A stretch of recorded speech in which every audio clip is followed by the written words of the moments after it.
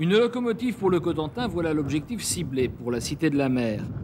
Nous sommes à la fin des années 90. La Cité de la Mer est alors en passe de devenir réalité.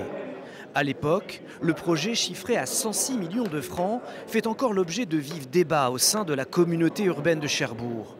Dans un Cotentin industriel, beaucoup d'élus hésitent à investir dans un projet à vocation touristique. Il y avait quand même énormément d'opposition. Opposition politique, opposition sociétale, opposition des uns des autres. Certains disaient « Ouh là là, on part dans un projet qui va être ingérable au plan budgétaire, qui va peut-être même couler la communauté urbaine que je présidais à l'époque. » Un coût qui s'explique alors par l'état de délabrement de la gare maritime. La Cité de la Mer doit aussi permettre de sauver ce vestige unique de l'époque transatlantique, un message largement relayé dans les colonnes de la presse de la Manche. Il est évident qu'il fallait se battre pour défendre ce patrimoine qui périclitait. On avait déjà subi les affres de la destruction de certaines parties de cette gare maritime.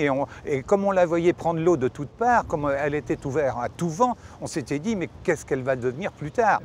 Étape cruciale, le 4 juillet 2000, le Redoutable entre dans la darse conçue spécialement pour lui. Le sous-marin devient le symbole et le produit d'appel de la Cité de la Mer.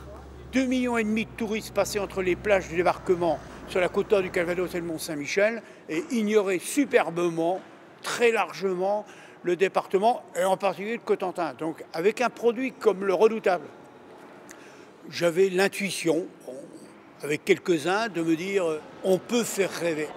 2 ans plus tard, le 29 avril 2002, la cité accueille son premier visiteur pour atteindre 4,5 millions d'entrées 20 ans après.